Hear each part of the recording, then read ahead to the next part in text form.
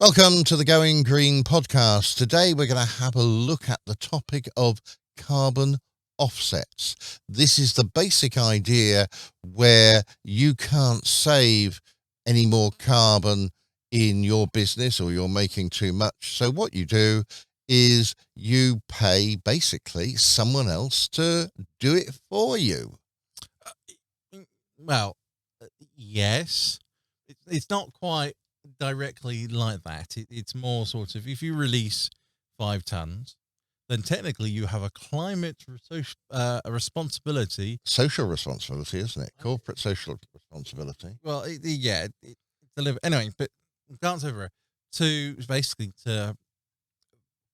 then say, right, is the pay because you've emitted 5 to then pay for say 5 tons of carbon emissions to be sequestered, stored, destroyed, sent off to space, got removed at all, From the atmosphere. from the atmosphere. So therefore, technically, that then makes your business or the company or factory or whatever carbon neutral. Because of course, 5 tons in, 5 tons out equals 0. And it could be done anywhere in the world, in fact. So if I'm in the UK and I produce 5 tons of CO2, it doesn't really matter where in the world we could go and we could get another company to absorb 5 tons of CO2. And I'm considered then to be paying off my carbon debt, if you like, and I'm carbon neutral. Yeah, which is of course different than saying your net zero emissions. Yes. Because of course, net zero emissions, of course, means the fact that you've actually haven't emitted any CO2, therefore you don't need to offset the CO2 you've just emitted. So it's one of those language terms which they love to throw out is either being net zero or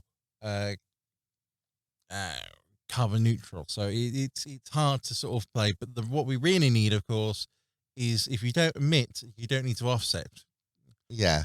I find that personally, I emit quite a bit of CO2. This isn't the company, this is just me breathing. And as well as doing various other things, because pooping counts as well. And all of that means that I need to basically plant, just for me, several trees a year. I am worth just my breathing about 5 trees. I've got it down as personally. I've got it down written as 7, but I'll go with 5. I think it actually depends on really the size of the tree, the type of tree, and whatever. Because some trees grow really fast and they absorb a lot of CO2, and other trees don't. And it does vary an awful lot. But if you think that each person does that, so if I've got a company and I basically have, let's say, 5 employees, then I've got to basically pay for between sort of 30 and 35 trees a year just to cope with their breathing. Nothing to do with what else we're going to do, because as soon as I want to turn the lights on now and everything else and use all those things. Now I do say when you turn the lights on and use fossil fuel power, Yes. critically, that's the critical thing. Because of course, if you're using green power, then you haven't released any emissions.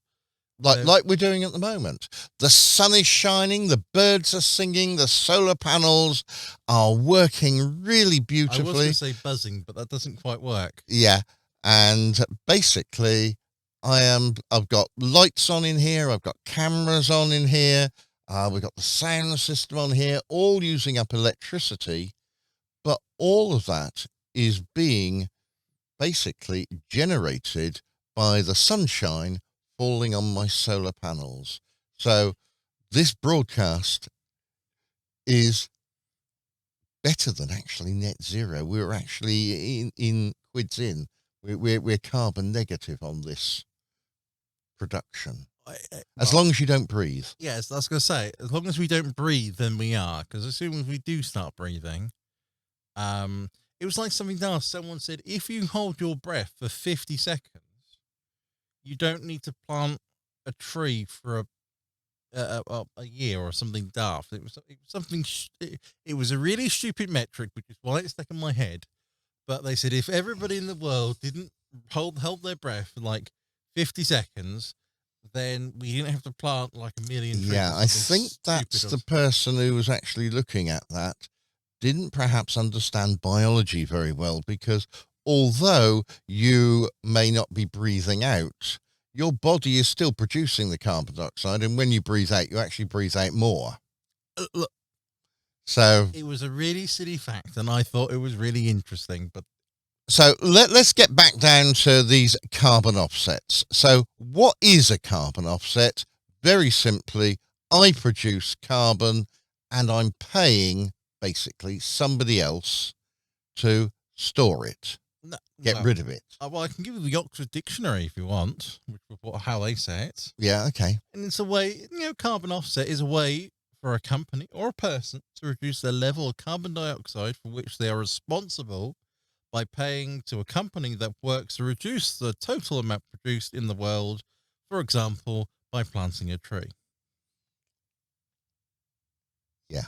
Yeah. That's what That's fine. I had carbon offsetting is a process that involves the reduction in or removal of carbon dioxide or other greenhouse gas emissions from the atmosphere in order to compensate for the emissions made elsewhere. well, there you go. So, we've got basically that is what carbon offsets are. Now, let's ask another question. Basically, how do they work? Well, I say it's simple, but it really isn't. And the answer is effectively you have to work out how much CO2 you emit, which is a problem because it's sort of difficult that way. Fair enough. You then look at what you gather that up and you say, right, I emit say 5 tons of CO2. Great. Now then you say the government has a total thing at how much CO2 can be produced. And they said, right, we can only produce 100 tons of CO2. And that company who produced the 5 tons says, right, we're going to buy a permit to allow us to emit 5 tons of CO2. Except, of course, the government says, no, you can't. You can only afford 2 credits or 2 tons. Oh, no, company goes, suddenly we've only can afford, we're emitting 5, but the government only allows us to emit 2. What are we going to do with that 3? And so what they're trying to do is basically say, right, you now need to offset or pay for someone or get rid of or stop emitting that 3% of emissions or 3 tons of emissions. And so what you can do is you can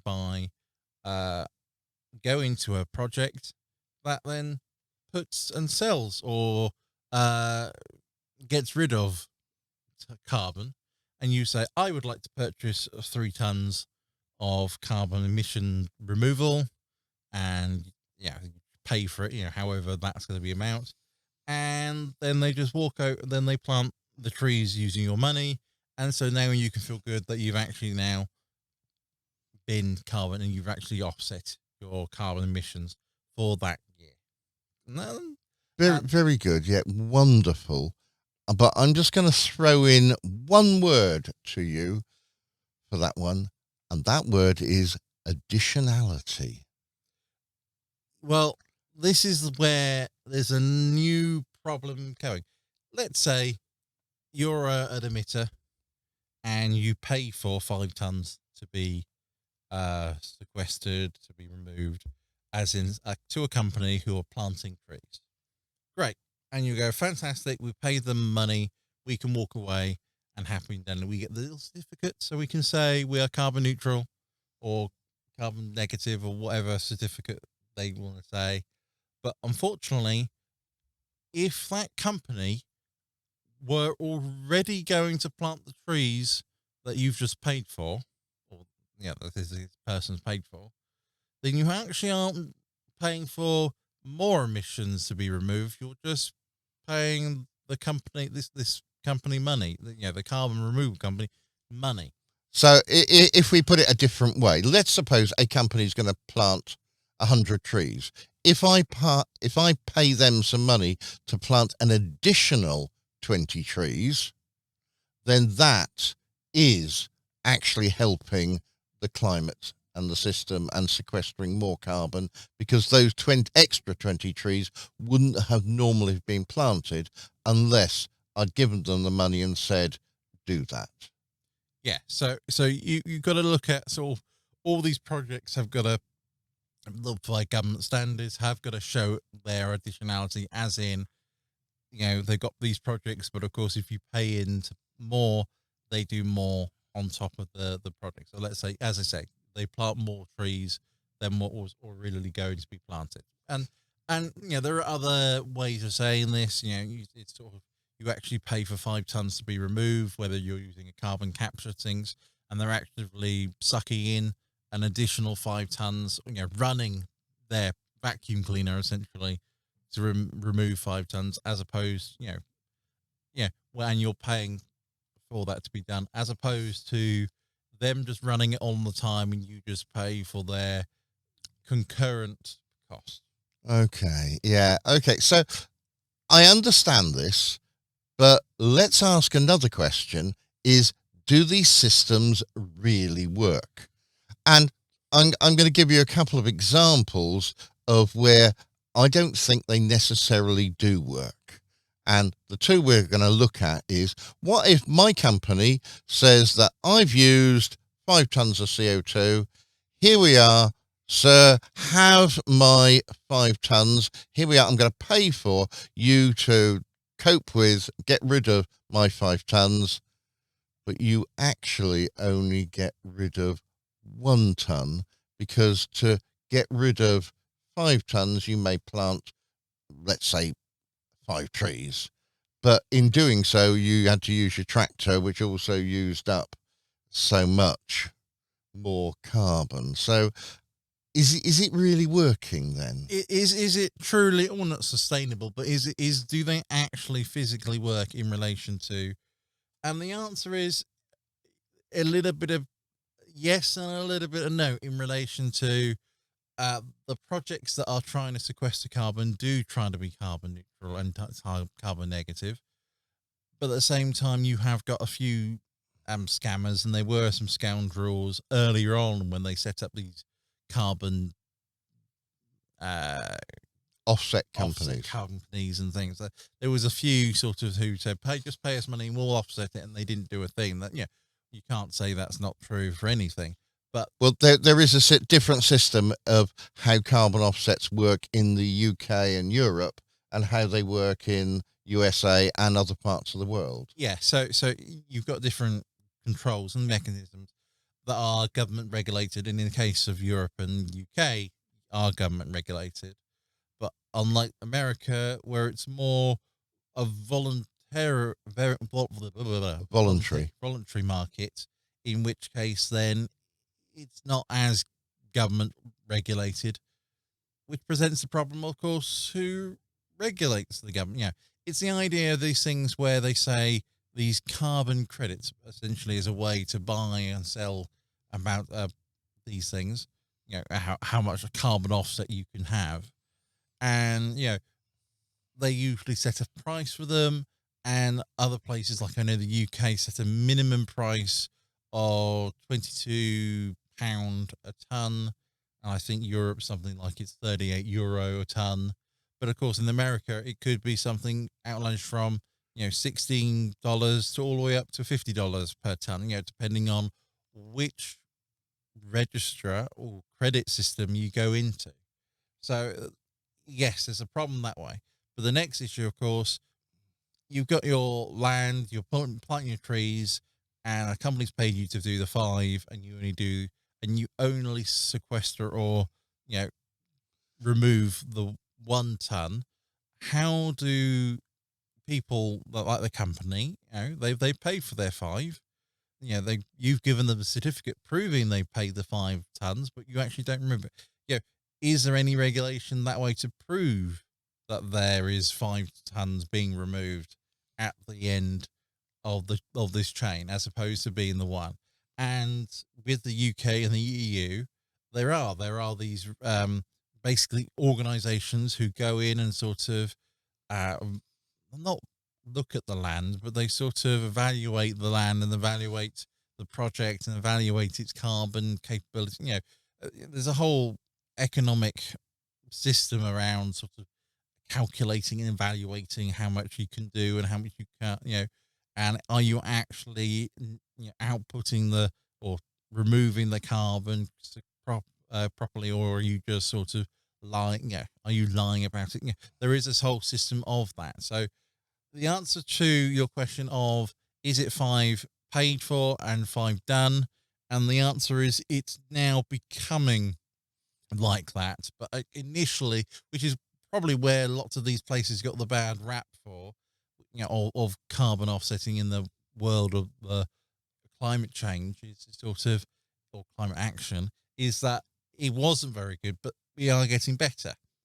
Well, let's think about me doing a tree. There could be 2 ways of sequestering carbon. I've got my carbon dioxide, and I'm literally going to grab it off the air, and here it is. I can see where it is. Now, when I do a tree, I've got a problem. I plant a little tree. I come back in 20 years, it's a big tree, and it has grown in mass, and I can actually weigh the tree then if I wanted to after 20 years, and I can see that it has actually taken in all that amount of matter, which is largely going to be carbon. Yeah. But of course, if I buy 5 tons of carbon dioxide to be sort of offset today, and somebody plants me several trees, that isn't actually going to get rid of 5 tons of carbon at all. No, as this is the whole one of the problems of people say that to solve the climate problem, we need to plant trees. Now, if everybody in the world planted trees, now that's 7 billion people, and everybody planted a tree, 5 trees a year, or is it? And the answer, or 7. Sorry, or 7, right? Because they need 7. And if you want a factory, then it's a lot more. Yeah, right. So you get these problems of we need to plant more trees, right? There isn't enough land in the world, and that's counting places, land mass we're counting, not sort of Appropriate places where you could actually do it, yeah? It is genuinely land mass. We need approximately a moon's worth of, as in the moon, worth of More land. To actually plant. It's something daft, like we need something like 530 billion hectares of land to do this. So planting a tree isn't always the right way about going about it. But there are other ways, like you could buy seagrass. Yes. And they're planting seagrass like nobody's business all around the coast of the UK, because we used to have lots of seagrass and it's got sort of damaged by fishing, and now we're starting to sort of put it back. So buying seagrass might be a better way, because if I buy a tree, I might not find enough land to put it on. But if I can do that with seagrass, there are other projects that will sequester carbon, and sequester carbon perhaps even more effectively than a tree.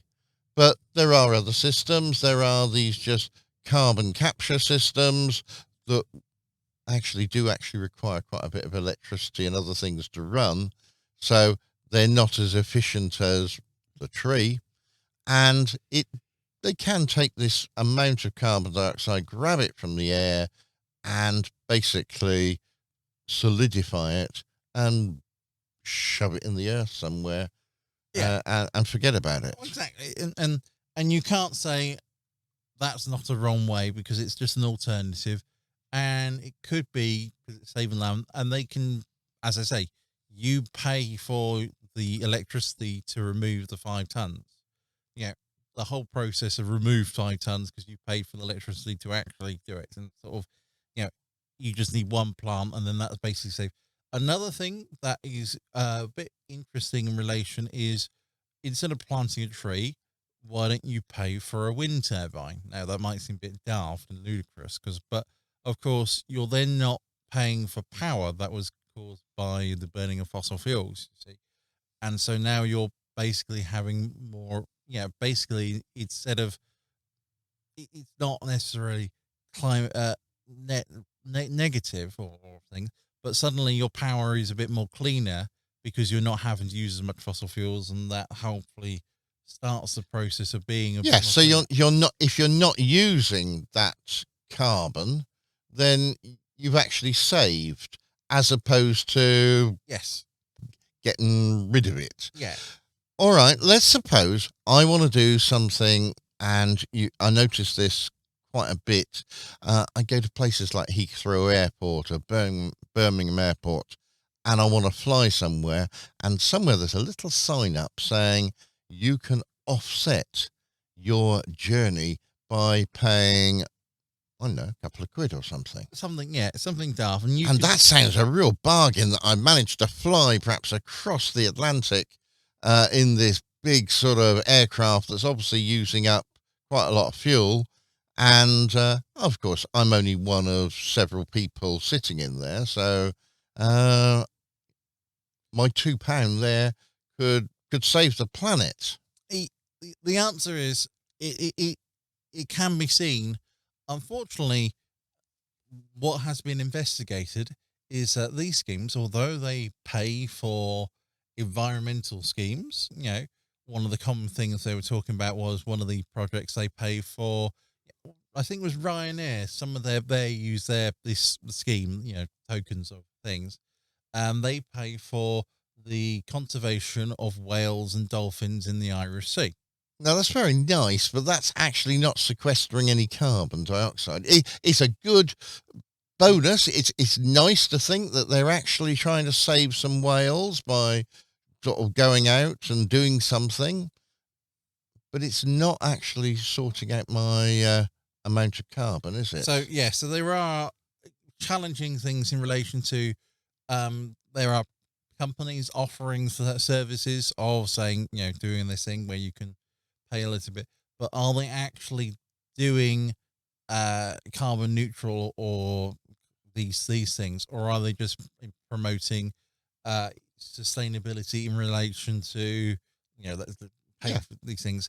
And that requires transparency and visibility in all parts of the process of being I say these carbon change, these carbon offsets, to work out, say, am I actually, if I put my £2 in, or how much ever the airline's going to charge, am I actually doing it? Are we actually sucking in the carbon of how much?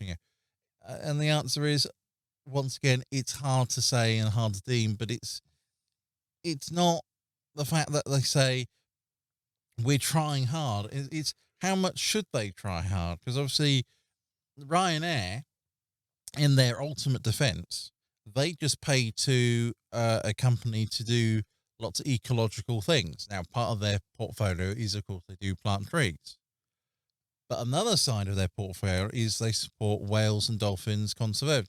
And so Ryanair didn't know, when it set up its system for people to pay the money, that although a little bit of their money, saying, 25 pence of it goes towards the trees, they found that actually, a pound of that goes towards the conservatory of whales and dolphins.